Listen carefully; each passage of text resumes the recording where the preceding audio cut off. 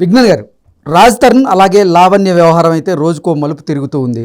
దీంట్లో ఈ వ్యవహారంలో ఎవరెవరో ఎంటర్ అయ్యారు, కొంతమందికి అయితే గాయాలై ఇప్పుడు హాస్పిటల్లో కూడా చికిత్స పొందుతున్నటువంటి నేపథ్యంలోనే అసలు ఇప్పుడు లావణ్య ప్రతిరోజు వార్తల్లో నిలుస్తున్నటువంటి నేపథ్యంలోనే లావణ్య ఇంటి చుట్టుపక్కల ఉండేటువంటి వారు లావణ్య మీద ఆ కాలనీ ప్రెసిడెంట్కి కంప్లైంట్ ఇచ్చినట్లుగా ఆ కాలనీ ప్రెసిడెంటు లావణ్యకి వార్నింగ్ ఇచ్చి అక్కడి నుంచి ఖాళీ చేసి వెళ్ళిపోమ్మన్నట్లుగా కొన్ని వార్తలు వస్తూ ఉన్నాయి. ఏంటి అసలు ఈ వార్తల్లో? నేను కూడా చూసా, చాలా వాళ్ళు రాశారు. విషయం ఏంటంటే యాక్చువల్గా లావణ్య వల్ల మణికొండకు వచ్చిన ప్రతిష్ట ఏంటంటే నాట్ ఓన్లీ మణికొండకి, ఈవెన్ సినిమా వాళ్ళందరికీ. ఈరోజు రేపు ఒకప్పుడే సినిమా వాళ్ళకి ఇల్లులు ఇవ్వడానికి చాలామంది ఇబ్బంది పడేవాళ్ళు. అమ్మో సినిమా వాళ్ళ మేము ఇవ్వం అని చెప్పేసి. అయినా సరే అంటే వాళ్ళు కెమెరా డిపార్ట్మెంట్లో పనిచేయని, ఎడిటింగ్ డిపార్ట్మెంట్లో పనిచేయని, లైట్ మ్యాన్గా పనిచేయని, ఒక ఆర్టిస్ట్కి అసిస్టెంట్గానన్నా ఉండి వీళ్ళకి అనవసరం. యాంకరో యాక్టరో వాట్ ఎవర్, సినిమా వల్ల ఎక్కడ పని సినిమా ఇండస్ట్రీ అంటే అసలు రూములు ఇవ్వరు, అస్సలు ఇవ్వరు, ఛాన్స్ లేదు. అలాంటి వాళ్ళకి కొన్ని ఇచ్చే వాళ్ళు ఏమన్నా ఇప్పుడు అందుకే చిత్రపురి కాలనీ మీరు ఇవ్వకపోతే ఏంటి మాకు మాత్రం మాకు లేవా అని వాళ్ళే కట్టుకున్నారు. కొంతమందికి మ్యాక్సిమం ఇవ్వరు, ఎందుకంటే వాళ్ళకి భయం ఎప్పుడు వచ్చి ఏం చేస్తారో, ఎలాంటి రంగు భాగవతాలు నడుపుతారో, ఏం చేస్తారో, వీళ్ళందరూ ఏదో డ్రగ్గులోళ్ళు అది ఇదని ఏదో ఉంటుంది.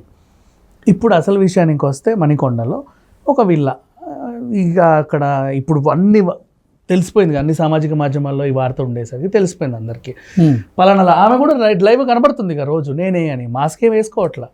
రోజు వెళ్ళినా వచ్చినప్పుడు అగో ఆమెనే లావణ్య, అది వాళ్ళ ఇల్లు అదే అని చెప్పి. ఎక్కడ ఉండేది అంటే ఇప్పుడు వీళ్ళకి ఈజీ అడ్రస్లు చూడు, ఆ డ్రగ్గు లావణ్య లేదు, వాళ్ళ ఇంటికి 4 ఇల్లు అవుతలే మా ఇల్లు అని చెప్పుకుంటున్నారు.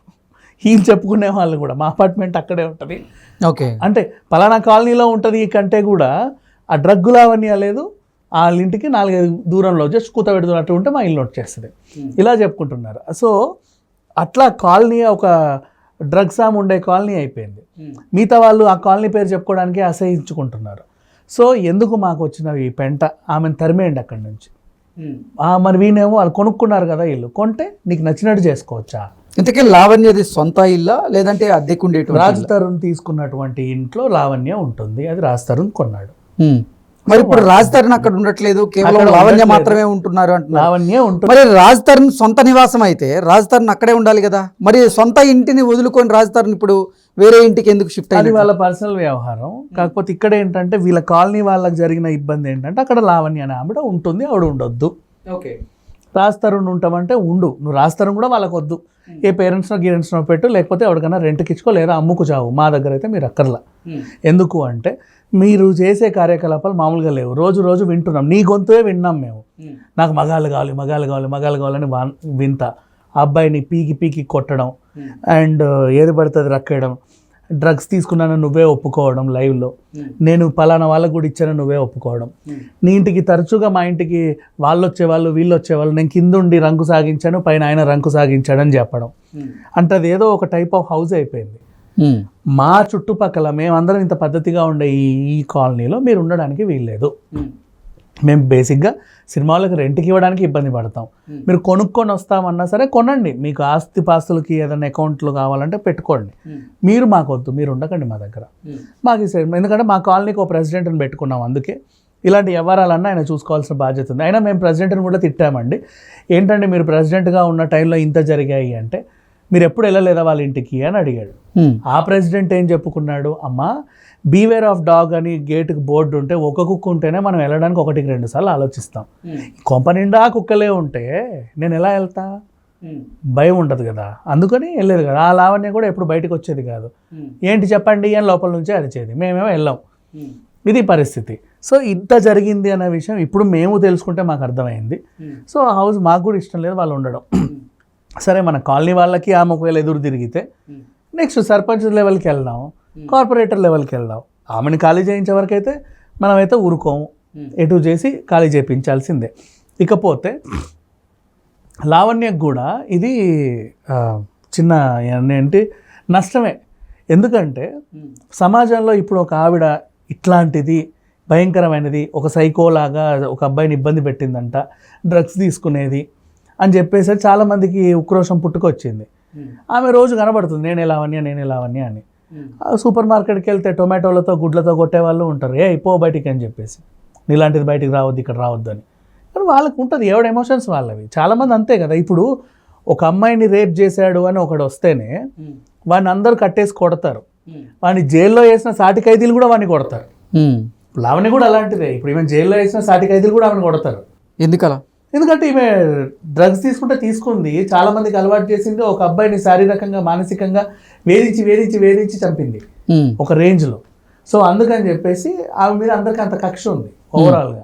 సో అలా చూసుకుంటే ఇప్పుడు ఆమెని రోడ్డు మీద పోయినా ఎవడు రాయితీ కొడతాడో తెలియదు మనకి ఇవాళ రేపు. ఇప్పుడు తమిళనాడులో ఈ కన్నడలో అప్పట్లో జరిగేవి, దర్శన్ మీద రాళ్ళు ఇసిరారు, పలానోళ్ళ మీద రాళ్ళు ఇసిరారు, వీళ్ళ మీద రాళ్ళు ఇసిరారు అని చెప్పేసి. వాడికి నచ్చకపోతే నిజంగా రాళ్ళు వేసి కొడతారు, ఎందుకంటే నువ్వు అక్కడ తిరుగుతున్నావు కాబట్టి. అలాంటి వాళ్ళు ఉంటారు. సో నిన్ను నువ్వు కాపాడుకోవాల్సిన బాధ్యత కూడా ఉంది, నీ ఇంటికి కూడా సెక్యూరిటీ ఇవ్వాల్సిన బాధ్యత ఉంది. అండ్ నీలాంటి ఒక డ్రగ్ అడిక్ట్కి సెక్యూరిటీని ఇచ్చి ఆ పోలీసు వాళ్ళకి టైం వేస్ట్ కదా. దాని బదులు నేనేమంటున్నా అంటే నిన్నే జైలు వేసారనుకో, నీకు కూడా సెక్యూరిటీగా ఉంటుంది. ఒక సపరేట్ సెల్ వేస్తే నిన్ను కాపాడినట్టు ఉంటుంది, నువ్వు మారినట్టు ఉంటుంది. అలా అని జనం దృష్టిలో నీకు శిక్ష పడ్డట్టు ఉంటుంది. అందరూ చల్లారుతారుగా 360 degrees. ఇప్పుడు వీళ్ళిద్దరు వ్యవహారంలో ఎవరిది తప్పు అనేది ఇంకా నిర్ధారణకు అయితే నిర్ధారణ ఆల్రెడీ లావణ్యదే తప్పని అందరూ నిర్ధారణకు వచ్చేసారు కదా. ఆల్రెడీ లావణ్యదే తప్పు, ఆమెనే లైవ్ లో కూర్చొని చెప్పేసింది. అవును, నేను చెప్పారు, పలానా ప్రీతికి డ్రగ్ అలవాటు ఉంది, నాకు డ్రగ్స్ ఇచ్చింది లావణ్య అని చెప్తే, నేను ఇవ్వక ముందు నుంచే ఆమెకు డ్రగ్ అలవాటు ఉంది అని లావణ్య టంగ్ స్లిప్ అయింది. ఇక్కడ మన జర్నలిస్ట్ స్వప్న గారి దగ్గర. అంటే మీరు ఇచ్చారా డ్రగ్స్ అని అడిగితే, అంటే నేను ఇవ్వడం పక్కన పెట్టండి, నేను ఇచ్చే కంటే ముందే ఆవిడకి డ్రగ్ అలవాటు ఉంది అని చెప్పింది. సో అక్కడ ఏంటి, యూ కమిటెడ్, నువ్వు కమిట్ అయిపోయావు నేను ఇచ్చాను అని చెప్పేసి. సో ఆ కేసు కింద ఇప్పుడు పాత ఆమె డ్రగ్ కేసులు ఎప్పుడైతే అరెస్ట్ అయిందో అది మళ్ళీ రీఓపెన్ అయ్యి ఈవిడ వాంగ్మూలం దానికి అటాచ్ చేసి మేము జైల్లో వస్తారు. సో ఈమె డ్రగ్ అలవాటు పడింది. అండ్ నెక్స్ట్ ఈ ఆడియో వాయిస్లో అబ్బాయిలందరూ చాలా హింస పెట్టింది. ఇవన్నీ విషయాలకి ఆమె జైలుకి వెళ్తుంది 100%. ఇకపోతే మణికొండ వాసులు అండ్ ఇంకా సినిమా వాళ్ళకి ఇప్పుడు ఇంకో పెద్ద కలంకం, సినిమా వాళ్ళంటేనే డ్రగ్స్ అని చెప్పి లావణ్య ఆ ఇంపాక్ట్ ఇంకా బాగా క్రియేట్ చేసింది. అండ్ నిజంగా వాస్తవానికి మాట్లాడితే లావణ్యకి సినిమాకి అసలు అది తోటకూరంత సంబంధం కూడా లేదు. ఎప్పుడో ఆమె రాజ్ తరుణ్తో వచ్చిన కొత్తలో ఒక షార్ట్ ఫిల్మ్ వెలగబెట్టింది, అది ఆవిడ తప్ప ఇంకెవరు చూసుకోవాలా, దాని గురించి మాట్లాడుకోవడం కూడా దండగా. అది పక్కన పెట్టేస్తే ఇప్పటి వరకు ఆమెకి ఏం లేదు. ఒక సినిమా హీరోతో ఆవిడ ఉంది, అడిగితే నీ అడ్రస్ ఏంటంటే పలానా రాజ్ తరుణ్ నా అడ్రస్ అని చెప్పుకుంటూ ఆయన ఇమేజ్ తీస్తున్నావు, నీ ఇమేజ్ తీస్తున్నావు. ఇప్పుడు ఈ డ్రగ్ వ్యవహారంలో దొరికేసరికి సినిమా వాళ్ళకి ఇల్లులు ఇవ్వడానికి అందరు భయపడుతున్నారు. ఇప్పుడు లావణ్య వల్ల చాలా మంది సినిమా వాళ్ళకి ఇల్లు దొరకట్లా. అండ్ అలాగే ఆల్రెడీ ఉన్న వాళ్ళని కూడా చాలా మంది ఓనర్లు ఖాళీ చేపిచ్చేస్తున్నారు. అంటే ఆ రేంజ్కి వచ్చింది వ్యవహారం ఇప్పుడు ఈమె వల్ల. అంటే సొసైటీకి జరిగిన డ్యామేజ్ చూడు ఎలా ఉందనేది, ఇది సంగతి. Okay, thank you so much.